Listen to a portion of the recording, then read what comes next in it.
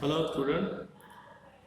Let us start another topic of the legislature. The topic is before this topic, we already briefly discussed what is the legislature and how it is working. Why do we need? The topic is why do we need two houses of parliament? इससे पहले बताया था कि हमें दो तरह के parliament की जरूरत क्यों है। यहाँ पे हमारे यहाँ इंडियन में बाई कैमरल लेजिस्लेशन सिस्टम है, यानी दो दो हाउसेस हैं, स्टेट में भी है और हमारे सेंट्रल लेवल में भी।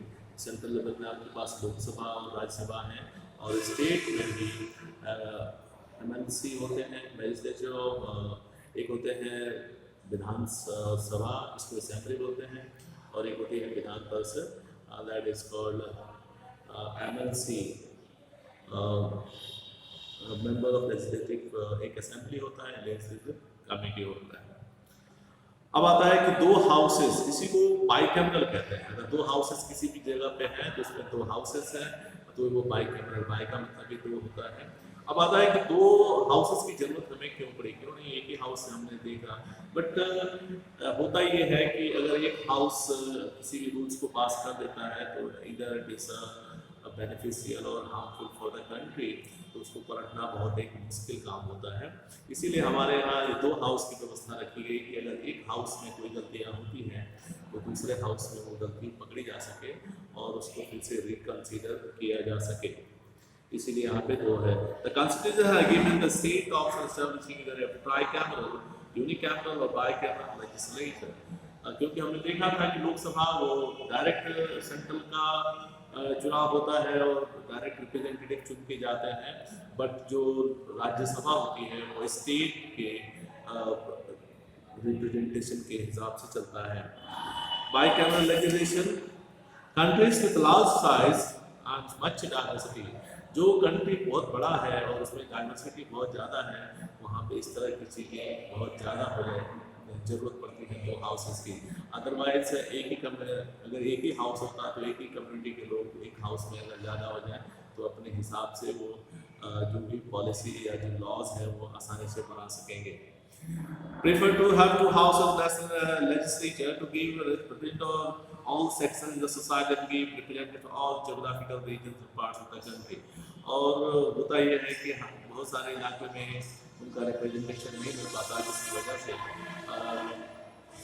राज्यसभा में वो अपना रिप्रेजेंटेशन दे सकते हैं। Bicameral has one more advantage that decision reconsider. इसमें एक चीज़ और फायदा भी बता चुका हूँ कि लोकसभा में अगर कोई डिसीजन हो रहा है तो उसको फिर से पास लॉ बनाने से पहले उसे दूसरे हाउस में भेजना पड़ेगा, इसलिए फिर से वो रिकंसीडर हो जाता है। और कोई भी चीज़ जब वो होती है, जब दोनों हाउसेस में जब बहस होती है तो उसमें उसका रिजल्ट डबल चेक की वजह से अच्छा निकलता है। सबसे पहले आते हैं राज्यसभा में। Each of the two houses of parliament has different basis of representation. इसमें जो रिप्रेजेंटेशन है वो अलग तरीके से होता है दोनों में। हमने जो लोकसभा में रखा है वो एफपीपीटी वाला है तरीका है, और राज्यसभा में जो हमने रखा है वो प्रोपोर्शनल रिप्रेजेंटेशन सिस्टम के हिसाब से रखा है। यानी लोकसभा में पूरे कंट्री को कंस्टिट्यूंसी में बांट दी जाती है और हर कंस्टिट्यूंसी से एक एक रिप्रेजेंटेटिव जो है वो इलेक्शन फेस करके जीत के आता है और वो लोकसभा का मेंबर बनता है। अब सपोज ये करते हैं कि किसी राज्य में सेंट्रल वाली पार्टी का गवर्नमेंट नहीं है, किसी दूसरे स्टेट में किसी दूसरे पार्टी की गवर्नमेंट है, तो अगर उसका जितना एमएलए होंगे विधानसभा में उसी प्रोपोर्शन के हिसाब से उनका राज्यसभा में नॉमिनेशन हो जाता है, तो वो पार्टी अपने हिसाब से राज्यसभा में अपने प्रोपोर्शन के हिसाब से राज्यसभा में मेंबर्स भेज सकती है। The elected members of the state legislature turn elect the members of the Rajya Sabha. यही बात अभी बता रहा हूँ कि जितने राज्य लोग स्टेट असेंबली अपने हिसाब से रिप्रेजेंटेटिव भेजती है Rajya Sabha. We can imagine the different principle of representation in the second chamber. One is to give equal representation to all parts of the country. इसमें ये होता है कि अगर किसी इलाके की रिप्रेजेंटेटिव नहीं पहुंच वोट्स हैं, क्योंकि लोकसभा का जो एरिया होता है वो काफ़ी ज़्यादा होता है और जो हमारा स्टेट असेंबली का जो एरिया होता है वो थोड़े थोड़े इलाके पे ज़्यादा होता है। जैसे हम एग्जाम्पल ले सकते हैं कि देवरिया लोकसभा एक सीट है, विधानसभा में इसमें जब जाएंगे तो 5-6-7 सीटें आ जाएंगी। तो आप समझिए कि जो 6-7 सीटें हैं वो बहुत डीप तक अपनी कम्युनिटी में या अपने लोगों के बीच में उनका इंटरेक्शन होता है और यही लोग डिसाइड करते हैं कि हम जब डीप तक होगा तो यही लोग डिसाइड करेंगे कि राज्यसभा में कितने मेंबर्स हमारे जाएंगे। Another is the second means that regions or parts having larger population would have more. अब ये डिपेंड करता है कि जिस स्टेट में पॉपुलेशन ज़्यादा होगा वहाँ पे राज्यसभा की सीट्स भी ज़्यादा होंगी, जहाँ पे कम होगा वहाँ के रिप्रेजेंटेटिव भी राज्यसभा में कम होंगे। इसके लिए हमारे पास ऐसे कुल मिला के 7 स्टेट्स हैं, 1, 2, 3 और पेज नंबर 103 पे देख सकते हैं नीचे हमारे पास जिनके बाइकेबल लेजिस्लेचर है आंध्र प्रदेश, बिहार, जम्मू एंड कश्मीर, कर्नाटका, महाराष्ट्र, तेलंगाना और उत्तर प्रदेश। बाकी सारे राज्य जो छोटे हैं और उनमें इस तरह का रिप्रेजेंटेटिव की सिस्टम नहीं है। In the USA, every state has equal representation in the state Senate. But USA में थोड़ा तरीका अलग है। वहाँ पे सारे स्टेट के जितने भी स्टेट्स हैं वहाँ पे सबके अपने अपने इक्वल रिप्रेजेंटेशन होते हैं संसद में। This ensures equality of the state. इससे सारे स्टेट्स एक जैसे माने जाते हैं, यानी चाहे वो स्टेट छोटा हो और चाहे स्टेट बड़ा हो। But this also mean that a small state has same representation in the larger state. इससे एक ये होता है कि छोटा स्टेट है तो उसका भी उतना ही ज़्यादा रिप्रेजेंटेटिव होंगे और बड़ा स्टेट है तो उसका। तो इसका मतलब है कि कम लोग, जिस स्टेट में पॉपुलेशन ज़्यादा है वहाँ पे कम रिप्रेजेंटेटिव ज़्यादा लोग रिप्रेजेंट कर रहे हैं, और जहाँ पे पॉपुलेशन कम है या छोटा है वहाँ पे उतने ही लोग कम लोगों का रिप्रेजेंटेटिव बनते हैं। The system of representation adopted for the Rajya Sabha is different from that in USA. The number of members to be elected from each state has been fixed by the 4th schedule of the Constitution. और जो राज्यसभा में जो members होते हैं वो that is fixed by the 4th schedule of Constitution में ये साफ लिखा है कि उनका टाइम जो होगा, एक बार अगर कोई राज्यसभा का मेंबर बन जाता है तो वो 6 साल के टर्म्स के लिए वो रहेगा। What would happen if we had to follow the American system of equality or representation in the Rajya Sabha? अगर मान लीजिए कि ये यूएसए वाली सिस्टम हमने अपने इंडिया में भी लगा दी तो एक छोटा सा अरुणाचल प्रदेश जहाँ लोकसभा का 1 सीट है और यूपी में 80 सीटें हैं, दोनों का रिप्रेजेंटेशन एक हो, क्योंकि एक ही माना जाएगा।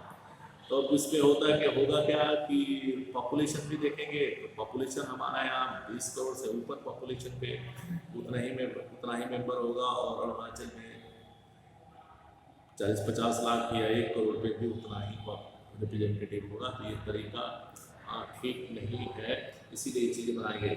उत्तर प्रदेश में population of nearly 20 crore gets is equal to that of Sikkim. इसका पॉपुलेशन लगभग 6,10,000 के आसपास है।